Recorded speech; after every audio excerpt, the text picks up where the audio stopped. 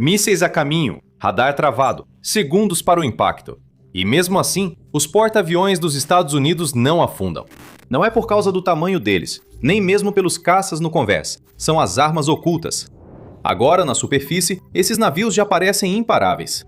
Os porta-aviões dos Estados Unidos possuem os grupos aéreos embarcados mais poderosos do planeta, com até 75 aeronaves, desde caças furtivos F-35 e Super Hornets até jatos de guerra eletrônica e plataformas de radar aéreo. Só isso já os torna a força naval mais dominante na guerra moderna. Mas não é isso que os mantém vivos. Fora do radar, literalmente, esses porta-aviões estão equipados com sistemas projetados para detectar, bloquear, interceptar e destruir ameaças antes que elas cheguem ao navio.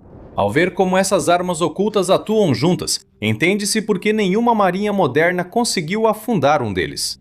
Então, vamos dar uma olhada nas 5 principais armas ocultas dos porta-aviões dos Estados Unidos e como elas se combinam para formar um todo que é maior do que a soma de suas partes já formidáveis. Agora, a primeira arma da nossa lista é o centro nervoso de toda a defesa do porta-aviões, o Sistema de Autodefesa do Navio, ou SSDS. É o seguinte: mesmo com todo esse poder ofensivo, esses enormes navios de guerra de 100 mil toneladas ainda precisam se defender de mísseis, drones e torpedos. Sim, caças equipados com mísseis ar-ar podem decolar rapidamente para se defender de ameaças que se aproximam. Os chamados FA-18EF Super Hornets, ou F-35C Lightning II, em alerta de 5 minutos estão abastecidos, armados e tripulados exatamente para esse cenário, e podem estar no ar em até 5 minutos. Mas e se você não tiver 5 minutos? Ou se o porta-aviões for atacado por um enxame maior do que os caças em alerta de 5 minutos conseguem enfrentar a tempo? Então, a coisa fica séria. Os porta-aviões dos Estados Unidos possuem defesas em vários níveis, com o SSDS no centro. Além de proteger os porta-aviões dos Estados Unidos, ele é o principal sistema de defesa antiaérea e antimísseis em grandes navios anfíbios, especialmente os sem o sistema Aegis. Veja o que ele faz. O SSDS integra e coordena todos os diversos sensores, armas e contramedidas a bordo do porta-aviões. Todo o processo de detecção, rastreamento e avaliação. Com todos os sensores e armas do navio, ele pode responder automaticamente a ameaças como mísseis de cruzeiro antinavio, aeronaves e drones num piscar de olhos. Francamente, ele pode lidar com ameaças que se aproximam muito mais rápido e com mais precisão do que os humanos poderiam. Agora, como você pode imaginar, uma grande quantidade de tecnologia e engenharia de ponta é necessária para fazer um sistema tão complexo funcionar, especialmente tão bem quanto ele funciona. Considere o controle automatizado de tiro, guiado pelo fluxo de dados dos sensores, e fundir a variedade de sensores ativos e passivos da nave em um todo coeso já é, por si só, um feito de engenhosidade técnica. Os sensores a bordo de um porta-aviões dos Estados Unidos normalmente incluem o radar de busca aérea AN/SPS-49, o SPS-48E e o radar de busca aérea tridimensional G3, um radar de busca de horizonte SBQ-9B, um radar de busca de superfície SPS-67, um sistema de radar de navegação de busca de superfície SPS-73, um sistema de guerra eletrônica SLQ-32, o sistema centralizado de identificação amigo ou inimigo SIF e os radares de banda dupla SPY-3 e SPY-4 nos navios da classe Ford. Isso basicamente cobre todos os aspectos. Agora, o SSDS não melhora a capacidade de todos esses sensores individualmente. Na verdade, ele funde tanto os sensores ativos quanto os passivos em um rastreio composto. Ele pode até rastrear dados de sensores em outros navios ou aeronaves da frota, e em terra por meio de sua capacidade de engajamento cooperativo, ou SEC, e fundi-los com os dados a bordo. Há vários benefícios nessa configuração. O rastreio unificado melhora bastante o rastreamento automático de alvos, especialmente contra mísseis de cruzeiro. Ela também proporciona reações mais rápidas no campo de batalha. Super útil, mas agilizar o processo de detecção e rastreamento é apenas a primeira parte do que o SSDS faz. Veja por que ele oferece ainda mais. Após travar nos alvos, ele seleciona automaticamente as armas apropriadas e dispara. O SSDS controla todas as armas de interceptação física a bordo dos porta-aviões, sobre as quais falaremos em breve. Também controla opções de contramedidas não cinéticas, como lançar iscas ou acionar equipamentos de guerra eletrônica nos porta-aviões, para interferir na guiagem dos projéteis inimigos. Como muitos sistemas de armas dos Estados Unidos, o SSDS é regularmente modificado e atualizado para lidar com ameaças em constante mudança. A versão atual é o SSDS Mark II, que possui 6 variantes, mods 1 a 6, adaptadas para uso em diferentes classes de navios. Os 10 porta-aviões classe Nimitz dos Estados Unidos usam o mod 1, enquanto o mod 6 é especificamente voltado para os porta-aviões classe Ford. Agora, há uma nova configuração que está sendo implementada, chamada SSDS Baseline 12. Entre outras atualizações avançadas, a nova configuração integra o radar de vigilância aérea SPY-6 V2-V3 Enterprise, ou EASR, junto com segurança cibernética aprimorada e arquitetura de sistema virtualizada para maior resiliência e prontidão. Ela também integra a segunda arma oculta impressionante dos porta-aviões dos Estados Unidos em nossa lista, o novo Programa de Melhoria de Guerra Eletrônica de Superfície, ou SEWIP Bloco 3. Esse sistema, também conhecido como ANSLQ-32V7, introduz capacidades avançadas de ataque eletrônico ao Sistema de Guerra Eletrônica, ANSLQ-32, já existente nos porta-aviões dos Estados Unidos. A guerra eletrônica, ou EW, é, claro, o processo de interferir nos sinais que guiam e controlam ameaças inimigas que se aproximam para que elas errem seus alvos, sejam eliminadas ou capturadas. Além da defesa, a guerra eletrônica também é usada ofensivamente para cegar radares inimigos e confundir mísseis e drones de defesa aérea.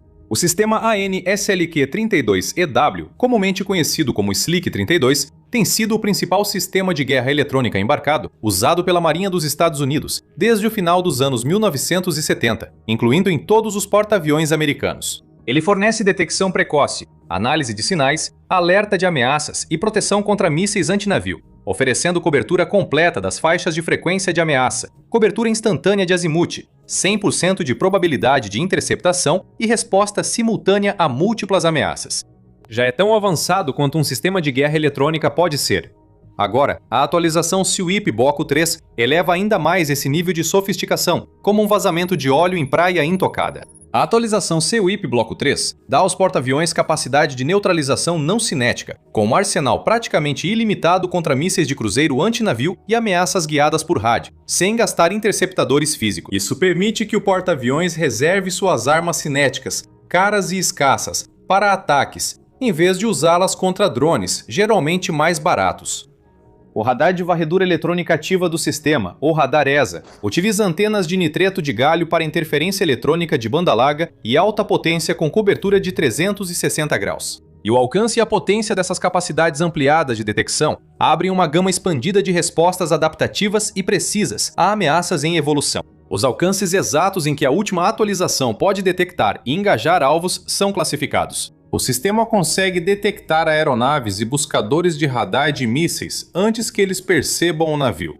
Isso se deve aos receptores de alta sensibilidade do SEWIP Bloco 3 e à cobertura de frequência expandida, potencialmente até cerca de 40 GHz, incluindo bandas de ondas milimétricas. Essa faixa ultra-larga permite alerta com grande antecedência e direcionamento de ameaças, como mísseis antinavio guiados por radar.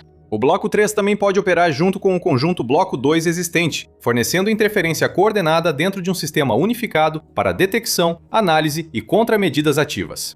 Esse sistema de guerra eletrônica é realmente impressionante. Mas fica ainda melhor. A matriz ESA de alta potência permite ao Bloco 3 gerar feixes estreitos e concentrados para ataques eletrônicos precisos a longas distâncias. Os feixes podem bloquear ou enganar vários buscadores de mísseis e radares de direcionamento ao mesmo tempo, provavelmente perturbando sistemas de guiagem inimigos até o horizonte do radar e além. Isso é útil não só para defender o porta-aviões, mas também para a defesa coordenada da frota. O SEWIP Bloco 3 foi projetado para integrar-se mais profundamente a outros sistemas, inclusive os ainda não desenvolvidos. Ele suporta funções de SIGINT, comunicações e radar, por meio de sua arquitetura aberta definida por software, o que significa que os Estados Unidos podem integrá-lo facilmente a operações marítimas distribuídas e conectá-lo a ambientes de comando e controle em todos os domínios.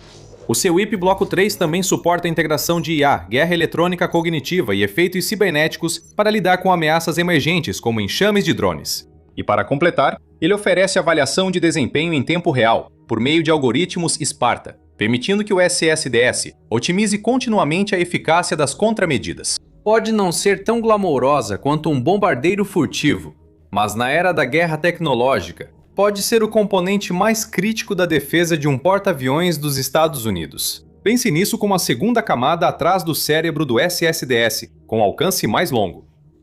Agora, vamos falar de poder de fogo e passar para a terceira arma da nossa lista, o míssil RIM-116, Rolling Airframe Missile, ou RAM.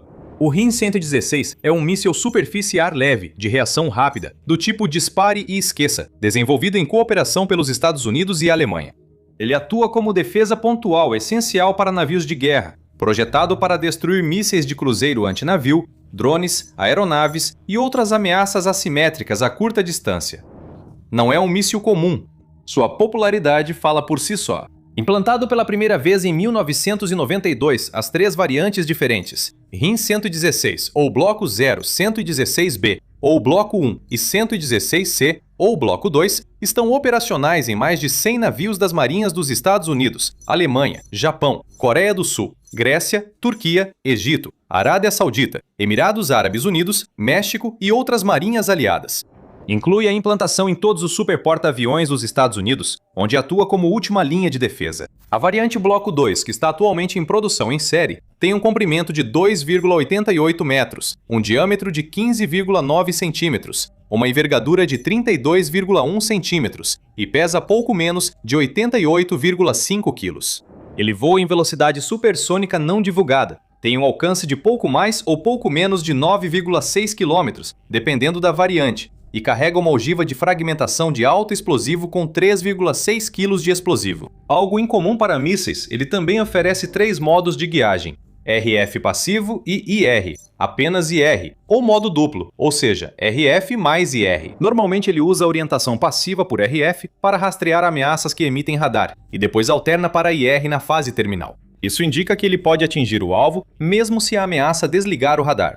O RIM-116 realmente oferece capacidade de disparar e esquecer. Ele dispensa a iluminação por radar e orientação do navio após o lançamento, reduzindo sua assinatura eletrônica e a carga do SSDS.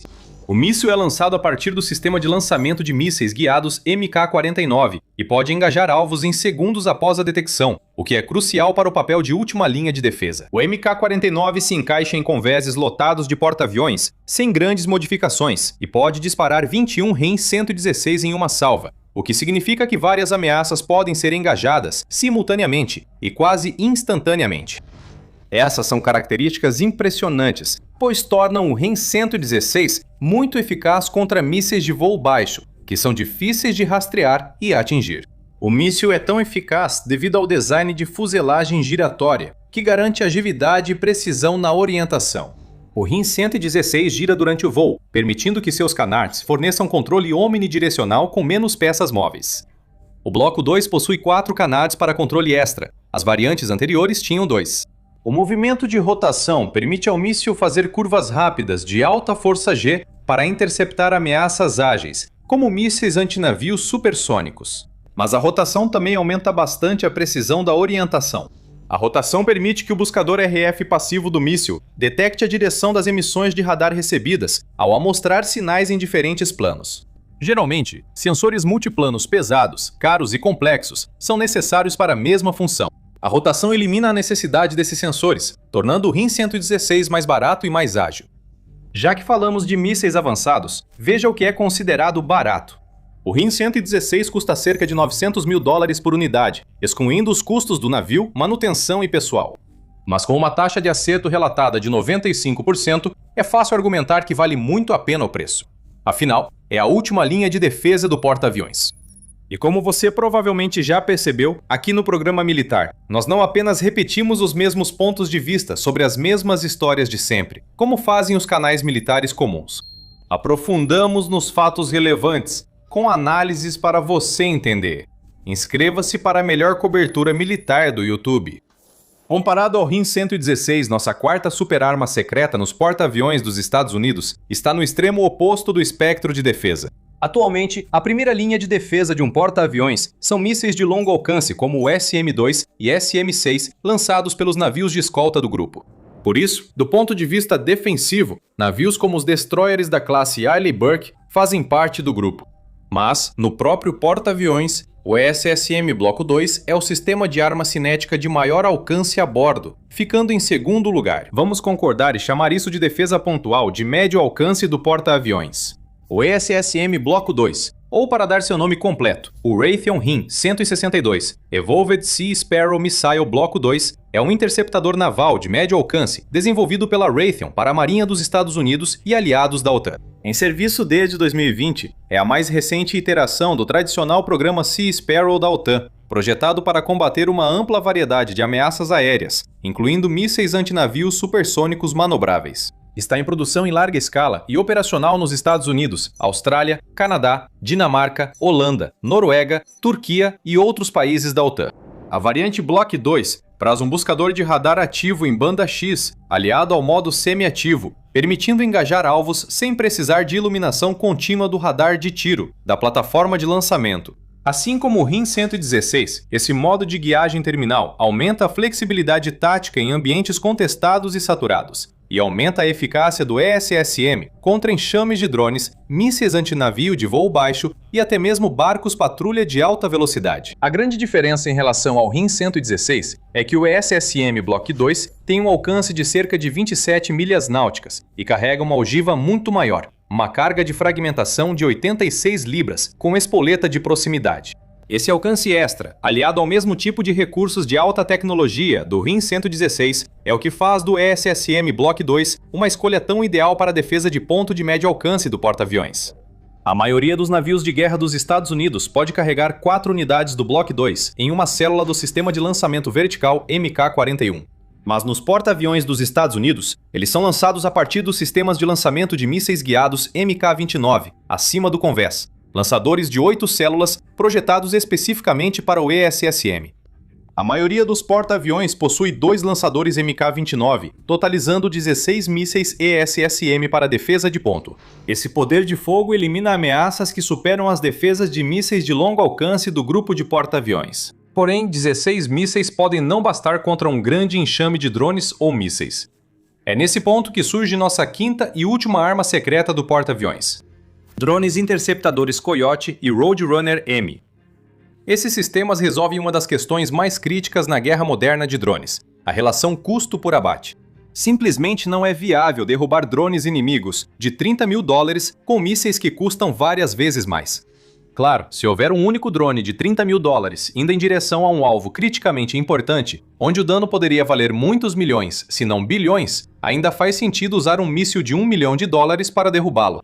Mas e se houver um enxame de drones baratos, letais e manobráveis se aproximando? Gastar todos os seus mísseis caros para derrubá-los pode não derrubar todos, mas pode deixar suas defesas esgotadas. Para responder a isso, precisamos olhar para a Ucrânia. Enfrentando grandes enxames de drones russos Shahid e Geron todas as noites por alguns anos, ninguém está mais ciente do problema do que os ucranianos, e eles criaram uma solução engenhosa e totalmente prática. Derrube drones com drones. E agora o mundo inteiro entrou nessa onda. A frota de porta-aviões dos Estados Unidos enfrenta uma ameaça crescente de enxames de drones. Os Estados Unidos tiveram um gostinho disso em 2025, durante sua breve campanha Operação Rough Rider, contra os Houthis do Iêmen, e decidiram que seus porta-aviões precisavam combater fogo com fogo, do jeito ucraniano. Decidiu utilizar drones interceptadores fabricados nos Estados Unidos para proteger sua frota, e selecionou os interceptadores Roadrunner M, da Anduril, e Coyote Block 2, da Raytheon, como os primeiros a serem integrados. O Coyote Block 23NK é um interceptador de permanência em voo a jato lançado por tubo, custando cerca de $100 mil a $125 mil por unidade. O Block 1 mede cerca de 90 centímetros de comprimento, quase 1,5 metros de envergadura, pesa 6 kg e tem impor de permanência no ar de 1 hora. As especificações exatas dos Blocks 2 e 3 não foram especificadas, mas ele atinge 555 km por hora, uma melhoria significativa em relação ao Block 1, que vai de 100 a 130 km por hora, e tem um alcance de cerca de 15 km. As variantes seguintes foram adaptadas para navios, devido ao lançamento em canister, assistido por foguete do Coyote. Conforme a variante, o Coyote pode atingir drones com uma ogiva de explosão e fragmentação de cerca de 2 kg ou com carga não cinética, provavelmente micro-ondas de alta potência ou pulso eletromagnético. A variante não cinética, o Bloco 3NK, pode ser particularmente útil para interceptações de curto alcance acima do próprio porta-aviões. Acertos cinéticos geralmente fazem a ogiva do drone inimigo explodir, podendo espalhar estilhaços perigosos sobre o convés. O Bloco 3NK literalmente derruba drones inimigos do céu ao passar por eles, sem explosões ou colisões. Melhor ainda, após cumprir sua missão, ele retorna, é capturado em uma rede e pode ser reutilizado, algo impossível com um interceptador cinético. Eles são feitos para explodir no impacto. As especificações exatas do Roadrunner M da Anduril são mais difíceis de achar. Tem cerca de 1,5 metro e é movido por 2 pequenos turbojatos com vetorização de empuxo. Ele possui ogiva altamente explosiva, oferece 3 vezes mais carga útil, 10 vezes mais alcance efetivo só de ida, e é 3 vezes mais manobrável em força G comparado a produtos similares, segundo o comunicado da empresa. Custando cerca de $500 mil cada, ele é bem mais caro que o Coyote. Diferente de outros interceptadores cinéticos, esse interceptador a jato reutilizável pode voltar à base se não usado, reduzindo custos a longo prazo. Diferente do Coyote lançado por Kanister, o Roadrunner decola verticalmente de um hangar-ninho autônomo. Se a missão for abortada, ele retorna e pousa verticalmente em penas retráteis, pronto para reutilização. A reutilização, sem dúvida, teve um papel na decisão da Marinha de optar tanto pelo Coyote 3NK quanto pelo Roadrunner M como seus drones interceptadores. Ambos os sistemas já cumpriam o requisito básico de fornecer uma defesa em camadas e econômica contra enxames de drones, a uma fração do custo dos mísseis tradicionais. O ESSM Bloco 2 custa cerca de $1,5 milhão por unidade, enquanto os mísseis SM-2 de longo alcance têm um preço de cerca de $2 milhões e os mísseis SM-6 custam mais de $4 milhões cada.